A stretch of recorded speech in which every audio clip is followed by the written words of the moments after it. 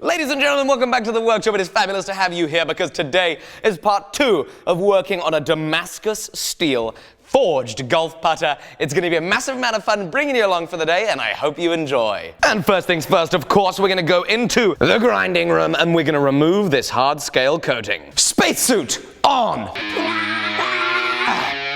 Woo! Let's do this.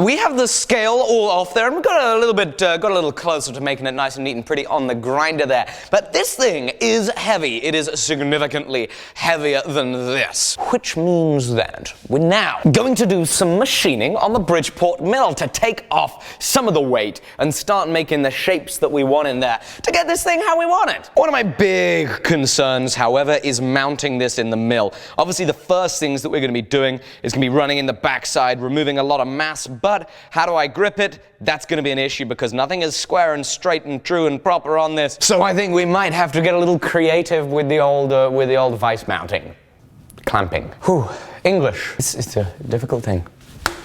Let's do some machining.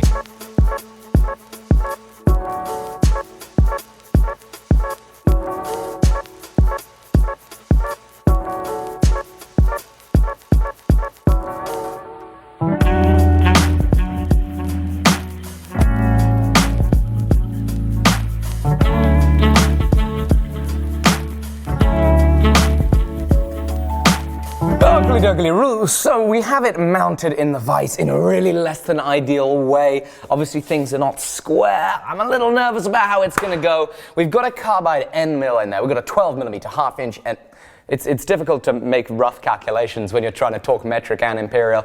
It's close to half inch, but it's definitely 12mm. We got that end mill in there, and we're going to start removing a lot of the stock. We're going to be removing a lot of the stock on the backside there, and making some of the ledges, the interesting kind of design features that I want to have in here. Reduce the weight, get this how it wants to be. I'm a little nervous. I don't want to be snapping any end mills. I definitely don't want this coming out and flying and hitting me in the face, but I think it should go pretty successfully. We're going to take our time, take it easy, and most of all, as ever, have some fun.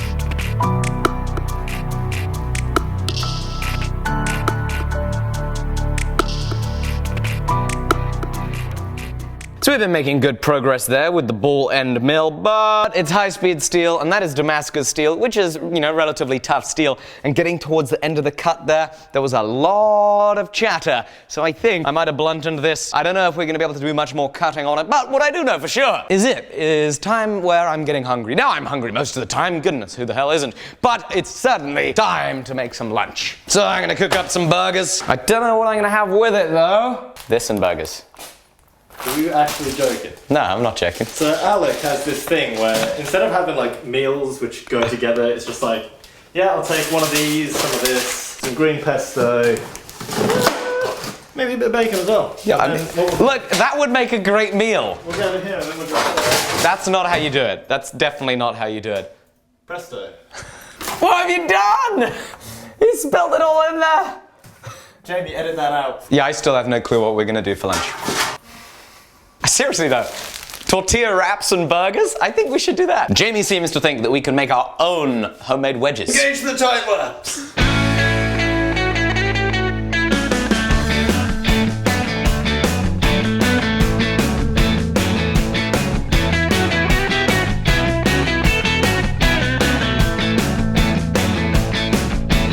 Well, look at that, Chef Jamie.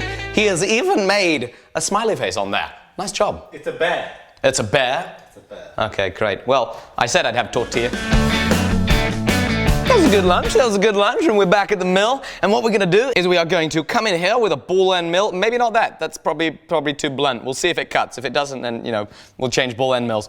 But we'll go in here and we'll see if we can rough it out there, make a little pocket, take down some of the weight of this thing.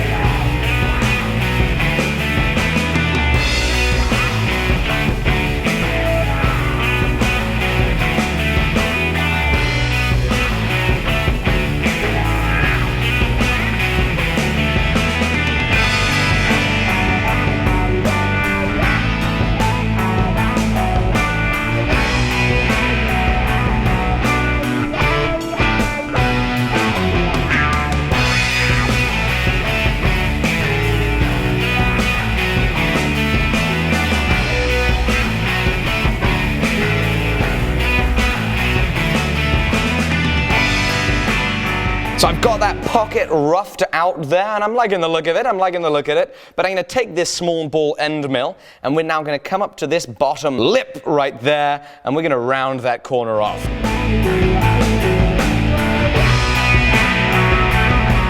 So we've done a lot of good milling on the backside of this putter here, and now what I want to do is I want to hog off some metal from the front. This is going to further help reduce the weight of this. This is still rather lofty, and we need to try and get the angle that we need. Luckily, what I believe is called the sole of this putter, getting on the lingo, the sole of this putter and this, it has a pretty good angle, so I'm pretty sure if I square up the sole of the putter with the back jaw of the vise, I should be able to get the face angle that's required to make this putter be a really lovely functional tool in the game that is golf.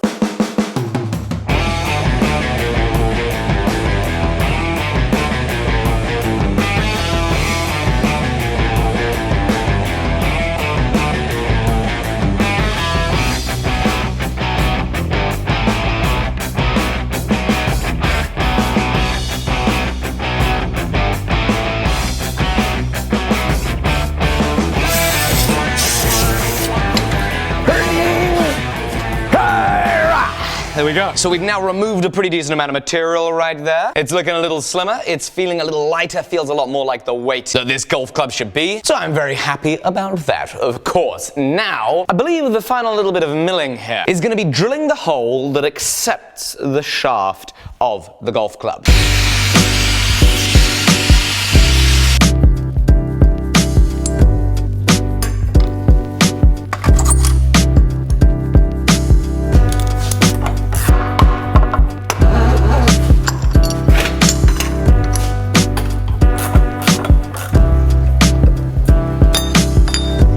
I changed my mind. I'm actually going to take this out, we're going to use the torch, we're going to heat it up, and I'm going to try and put some sort of a dog leg in there now before I drill the hole so that the hole doesn't get collapsed.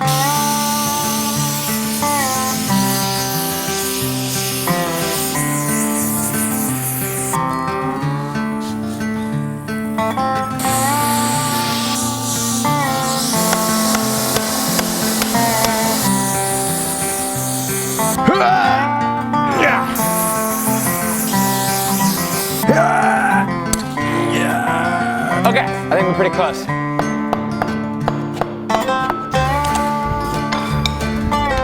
Looks great. Oh, I got the dog leg, but I lost that backwards angle. Time to go back to the torch.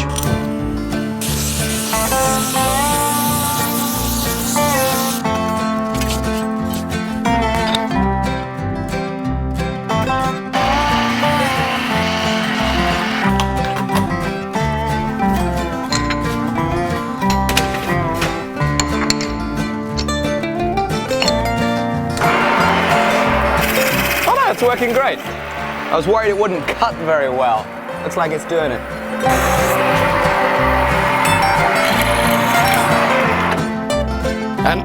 the vise we go. And now back into the vise we go because I don't like how rough it is here. So I'm going to quickly take some of that off with just a standard end mill.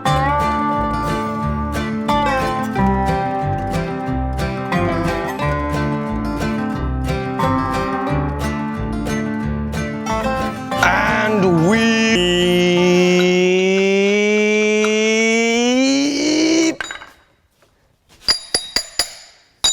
done it! So of course, as you'll likely be familiar if you've been watching this channel for a while, whenever we do the Damascus, we harden it anyway. There's no need for a hardened golf putter, unless you intend to sharpen it and use it as an axe. I don't know why you would. Maybe you do. Uh-oh. Didn't turn on the gas. Okay, I turned on the gas. I don't know why you would want to sharpen it, but hey, maybe you do. At least it's hardened. But that's not the reason for hardening it. The reason for hardening it is we want to make sure we get as much pattern contrast as possible. And that helps do it. Just going to use the torch.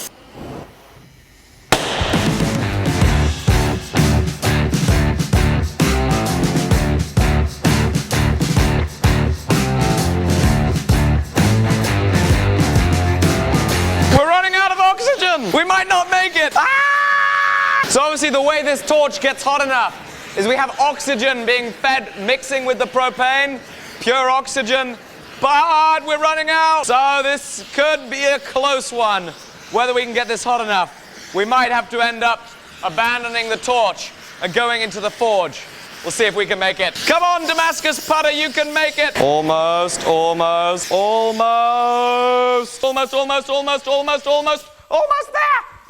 Quick! Go! Woo! Okay. Oh goodness, the torch! No!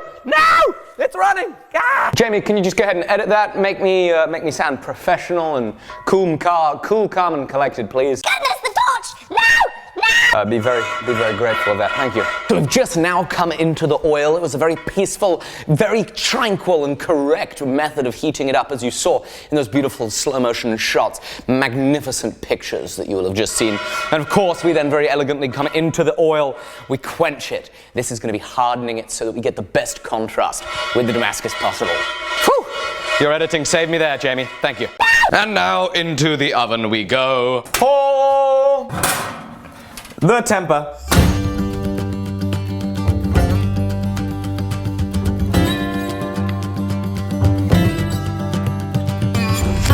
What a beautiful sunset that was. Time has passed. This has tempered in the oven for 2 hours, and now it's time to go back in the grinding room, start grinding this, finishing this up. There's going to be a lot of hand sanding to do, and of course, I need my spacesuit on. Damn it. Why doesn't that always work?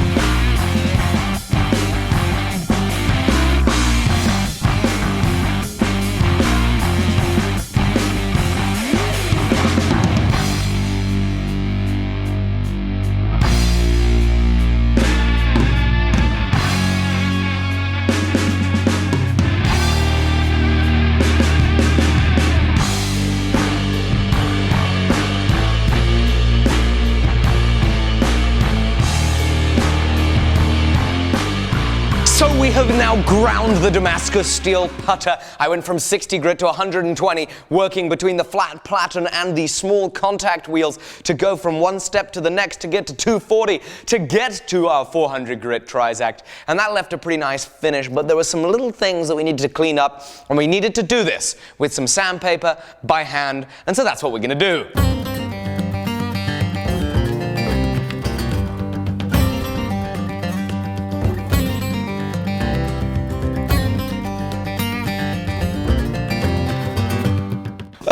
Okay, that is taking forever doing that by hand. I'm going to try and see if these Scotch-Brite mops will at all help me clean that out. So we're going to give that a go. I really need to bolt down this bench grinder though. So that's very dangerous. Don't do that.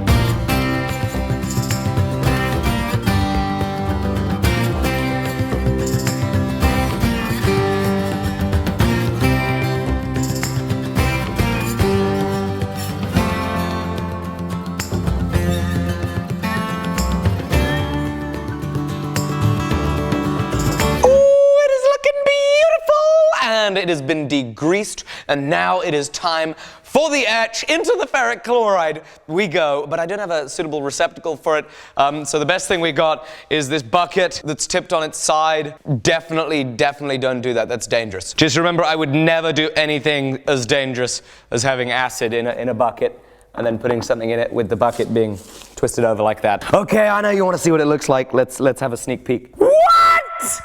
Oh yeah! Look how cool that looks! That is freaking insane! And so now it's time for some polishing with some 2000 grit wet and dry. And now it's time for the glue up.